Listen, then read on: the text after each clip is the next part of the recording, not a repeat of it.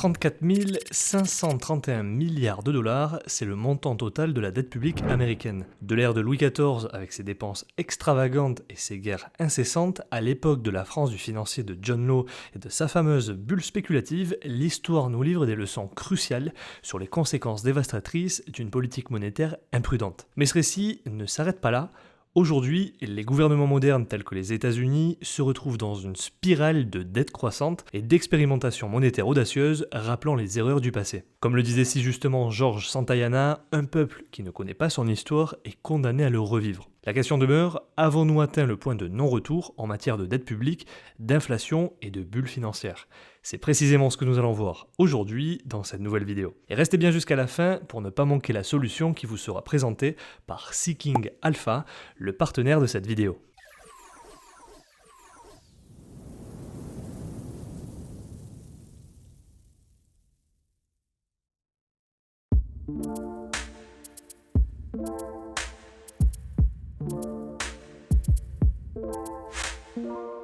Bonjour à toute la communauté et bienvenue pour une nouvelle vidéo, je suis Mathieu de la chaîne Libre et Riche. C'est le 1er septembre 1715 que le monarque le plus puissant d'Europe, Louis XIV, décède 4 jours seulement avant son 77e anniversaire. Son règne de 72 ans et 110 jours est le plus long de tous les souverains. Mais son règne fut caractérisé par des guerres constantes et des dépenses extravagantes à Versailles qui laissèrent les finances de l'État dans un état pitoyable. Pour se faire une idée, au moment de sa mort, la France était presque tombée dans un état d'insolvabilité à cause des guerres incessantes. L'État avait fait défaut sur une grande partie de sa dette et avait réduit le paiement des intérêts sur le solde restant. Le roi avait survécu à son fils et à son petit-fils, et la succession revenait à son arrière-petit-fils qui prit le nom de Louis XV. Le jeune roi n'avait que 5 ans au moment du décès de son arrière-grand-père, et à ce moment-là, la France était gouvernée par un régent, Philippe II, duc d'Orléans, jusqu'à l'âge de 13 ans du jeune roi. Accablé par des dettes massives, dues aux guerres et des dépenses somptueuses, à la cour, le régent cherchait désespérément des solutions aux malheurs financiers de la France. Il fit alors appel à un financier écossais nommé John Law,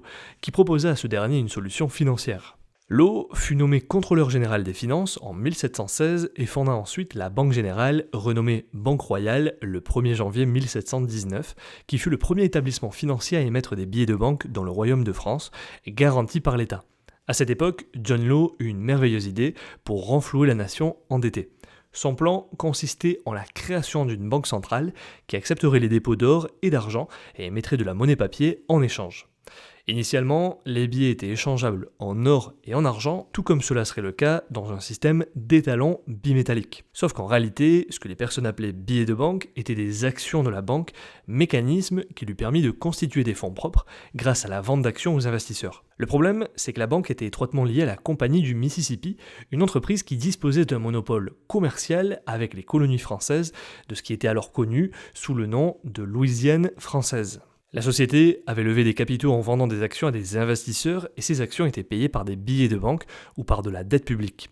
Au final, Law a créé un plan visant à restructurer la majeure partie de la dette nationale en échangeant la dette publique contre des actions de la compagnie.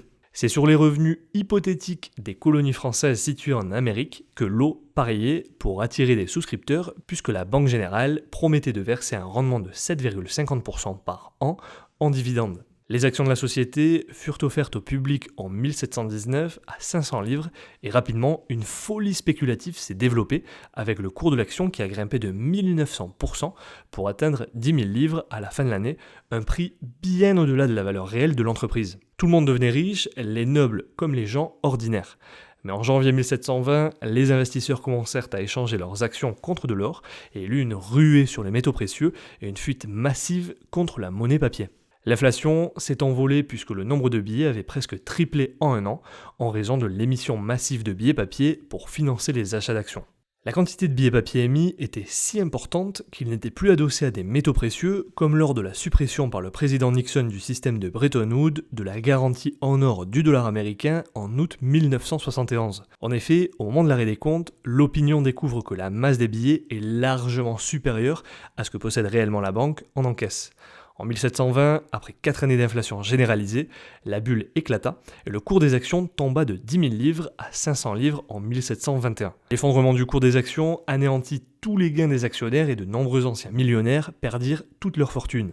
L'effondrement de la bulle a été suivi d'une dépression et d'une autre crise financière qui a aggravé la situation de l'État, et finalement, à la fin du siècle, la montée de la dette, l'inflation et la stagnation de la croissance économique conduiraient au renversement de la monarchie et à la Révolution française. Bien que cet événement est connu sous le nom de la bulle du Mississippi, en réalité, ça a été plus qu'une simple bulle. C'est un échec de la politique monétaire qui a conduit à une croissance excessive de la masse monétaire et à une inflation. Une histoire que nous avons vue se répète tout au long de l'histoire de l'humanité lorsque des rois, des pharaons, des présidents ou des premiers ministres tentent de se sortir des dépenses excessives et de l'émission de dettes. Pour l'anecdote, l'échec cuisant de la tentative d'introduction d'une monnaie papier en France a d'ailleurs rendu le terme banque extrêmement impopulaire pendant de nombreuses années. Tellement impopulaire, en fait, qu'un grand nombre d'institutions qui ont suivi la Banque royale ont préféré adopter le titre de caisse plutôt que celui de banque, afin d'éviter les connotations négatives associées à ce dernier.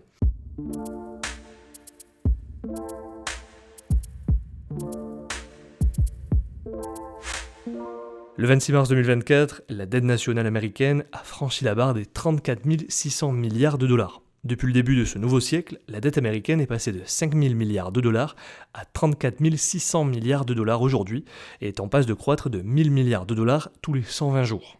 À l'instar des guerres de Louis XIV, les États-Unis ont été engagés dans de guerres constantes au cours du dernier demi-siècle, depuis la Corée, le Vietnam et la première guerre du Golfe, jusqu'à la deuxième guerre du Golfe, la guerre contre le terrorisme, jusqu'aux guerres par procuration en Afghanistan, en Ukraine et au Moyen-Orient.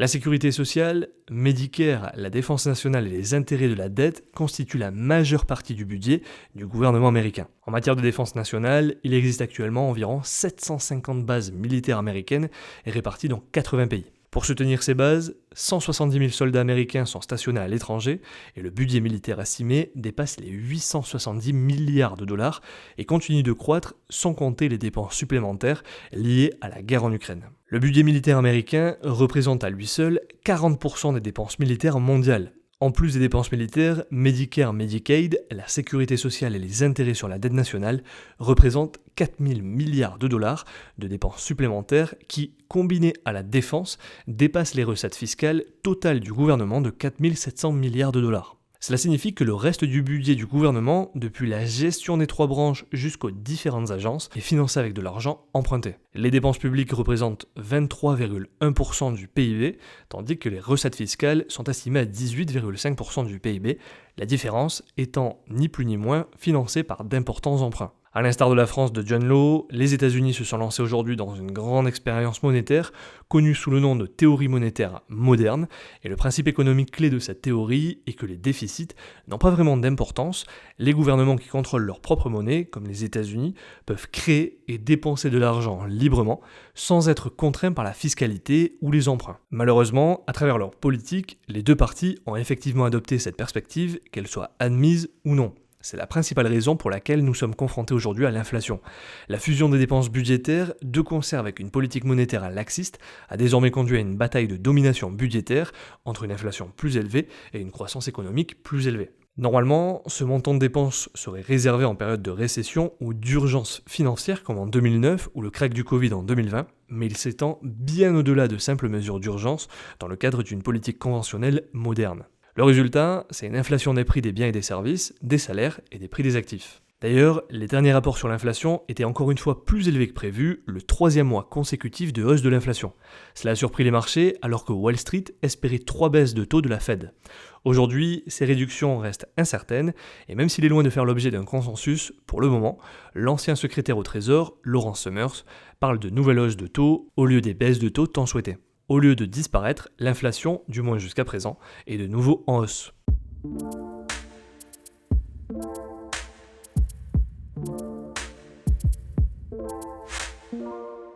Lorsque la Fed crée de la monnaie, elle dispose de 3 débouchés. Elle peut rester stationnaire, essentiellement sous forme de liquidité dans les bilans des banques.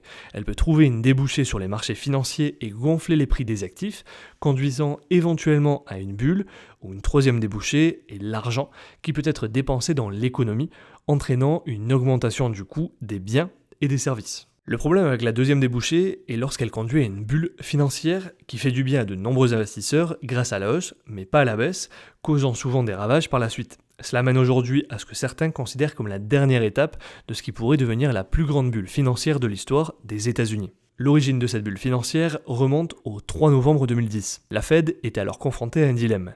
La croissance économique était anémique à 1,2% et le taux de chômage atteignait les niveaux de récession à 9,6%. Les dirigeants de la Fed ont alors envisagé une expérience radicale consistant à relancer l'économie avec de l'argent facile en injectant davantage d'argent dans le système bancaire. Cela a modifié le rôle de la Fed en tant que principal catalyseur de la croissance économique.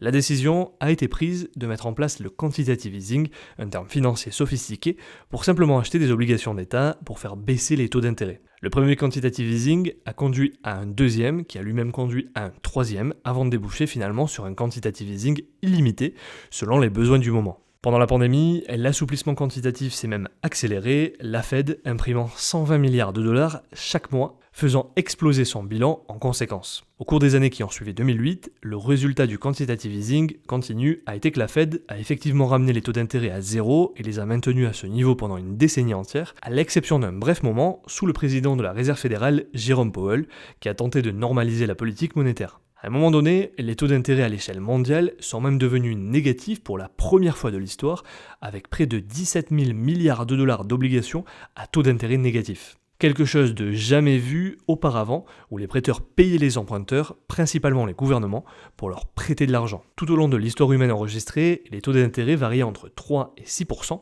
mais lors de la dernière décennie, les taux étaient devenus négatifs et sont restés ainsi. Wall Street et les consommateurs ont adoré, les acheteurs ont pu faire l'acquisition de biens immobiliers ou refinancer leurs prêts à des taux alléchants, et les entreprises ont refinancé leurs dettes à un taux d'intérêt plus bas depuis le début des années 1950, tandis que les entreprises zombies ont été maintenues en vie grâce à des prêts à faible taux d'intérêt. Wall Street était étourdi par la hausse du marché boursier chaque année au cours de l'une des meilleures décennies en termes de performance boursière depuis près d'un demi-siècle. Wall Street les a accueillis avec enthousiasme, ce qui a généré des sommes d'argent substantielles, et cet argent a d'abord afflué vers les grandes banques, provoquant une envolée des marchés boursiers, mais aussi vers une grande variété de secteurs. En raison de l'augmentation des prix, non seulement des biens et services, mais aussi d'un large éventail d'actifs, certains ont qualifié de la situation actuelle de bulle de tout partout.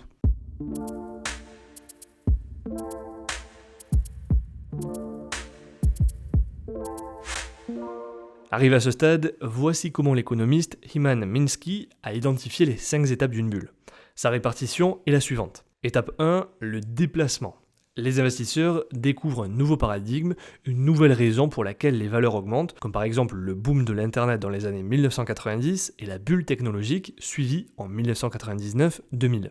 Étape 2, le boom. Après une hausse hésitante, le mouvement s'accélère. Nous entrons dans une phase où les investisseurs ont de plus en plus peur de passer à côté de ce qui pourrait être une opportunité. L'argent afflue à mesure que l'enthousiasme augmente quant à l'argent potentiel qui peut être gagné dans un actif ou un secteur particulier. Étape numéro 3, l'euphorie. Les prix augmentent régulièrement, la valeur réelle d'une action ou d'un autre investissement ne représente plus d'intérêt. Les gens sont convaincus que les cours vont continuer à augmenter et que demain, ils pourront vendre à un prix plus élevé. Au cours de cette étape, l'enthousiasme devient incontrôlable avec un optimisme intense et généralisé parmi les investisseurs. Étape 4, la prise de bénéfices. Les petits investisseurs continuent d'acheter, les professionnels se retirent, et si aucun nouvel acheteur n'est trouvé, les prix basculent de plus en plus et une supposée consolidation se transforme en un début de grande phase de correction. Étape numéro 5 et dernière étape, la panique. Lorsqu'un nombre suffisant d'investisseurs commence à vendre, un déclin rapide, semblable à une cascade, s'ensuit, alors que tout le monde se précipite pour sortir. La panique s'installe chez les investisseurs qui ont acheté au plus haut pour constater une forte baisse de la valeur de leurs actifs. Ces étapes d'une bulle d'actifs constituent un cadre général pour comprendre l'évolution d'une bulle financière au fil du temps. Il n'existe pas de définition claire de la durée de chaque étape, car chaque bulle aura des caractéristiques légèrement différentes. Cependant, certains analystes estiment que nous nous trouvons dans une phase d'euphorie, d'une bulle de l'IA, et qu'il reste difficile de savoir si elle sera dépassée par une baisse progressive des prises de bénéfices, conduisant finalement à un déclin en cascade, ou si les développements passionnants et phénoménaux vont permettre de continuer à propulser les valorisations à la hausse. Les catalyseurs qui pourraient mettre fin à l'euphorie suscitée par l'IA seraient une nouvelle résurgence de l'inflation, une hausse des taux d'intérêt ou des prix du pétrole, ou un événement exogène comme une guerre conduisant à un nouveau choc d'offres. Bien entendu, tous ces phénomènes peuvent se produire simultanément ou dans une série de vagues épisodiques, comme ce fut le cas dans les années 70. Le résultat, c'est que nous constatons désormais des prix d'actifs gonflés et des bulles potentielles dans de nombreux domaines, qu'il s'agisse des obligations, des actions, des rachats d'actions ou encore des prix de l'immobilier et de la dette des gouvernements. Et toi, que penses-tu de cette analyse et du futur des marchés financiers? Si tu souhaites en savoir plus, je te renvoie au site internet Seeking Alpha dont l'analyse de cette vidéo est tirée et qui est le sponsor de cette vidéo. Investir avec succès nécessite les bons outils, les bonnes informations et le bon soutien. Avec Seeking Alpha Premium, vous avez tout cela à portée de main. Premièrement, un contenu exclusif d'experts. Vous avez par exemple un accès illimité à des contenus d'experts qui analysent encore plus en profondeur ce que nous venons de voir, mais aussi des articles dédiés à des actions et à des sujets d'actualité. On peut prendre l'exemple de cet article qui porte sur l'action Nvidia et l'intelligence artificielle. Et comme on peut le voir, on a une analyse de l'action, de l'entreprise de manière générale, du secteur d'activité et tout un tas d'informations sur l'analyse financière et extra-financière pour arriver à une conclusion qui nous permet de prendre des décisions éclairées. Ensuite, on a également accès aux données à 10 ans. Avec Premium, vous obtenez des données historiques étendues jusqu'à 10 ans en arrière sur beaucoup de données comme par exemple les résultats financiers ou le Price Earning Ratio ou le ratio PER. Par exemple, sur cette action, si l'on se base sur les 5 dernières années, on peut voir que la marge brute de la société est assez faible en moyenne. Or, si on regarde sur 10 ans, on peut voir que cela est dû à la crise du Covid qui a donc eu un impact non négligeable sur la marge de la société. Maintenant, si on passe à l'onglet de notation d'une action, on a accès à des notations d'actions complètes, notamment les évaluations d'analystes de Wall Street, d'analystes indépendants, mais aussi une notation Seeking Alpha Quant Rating. Ces notes peuvent nous indiquer quelle est la tendance et le sentiment actuel autour de cette action. Il y a également des notations sur la partie ETF et on peut activer les alertes pour une action donnée et on peut même configurer des alertes pour rester informé des changements importants concernant vos investissements, comme un changement dans la notation d'une action. Ensuite, on peut également naviguer dans le screener d'actions et d'ETF, et là vous avez le screener d'actions, un outil puissant qui vous permet de filtrer les actions selon vos critères spécifiques. Par exemple, ici je vais chercher les meilleures actions qui ont une notation Strong Buy, ou une bonne profitabilité et une bonne croissance moyenne. Là j'obtiens donc ce résultat et il reste qu'à compléter l'analyse à partir de cette base. Avec ce screener, on peut également filtrer pour les ETF et faire des choix en fonction de notre appétence au risque ou en fonction de nos objectifs d'investissement. En somme, Seeking Alpha Premium met à votre disposition les outils, les informations et le soutien nécessaires pour naviguer avec succès dans le monde complexe des investissements.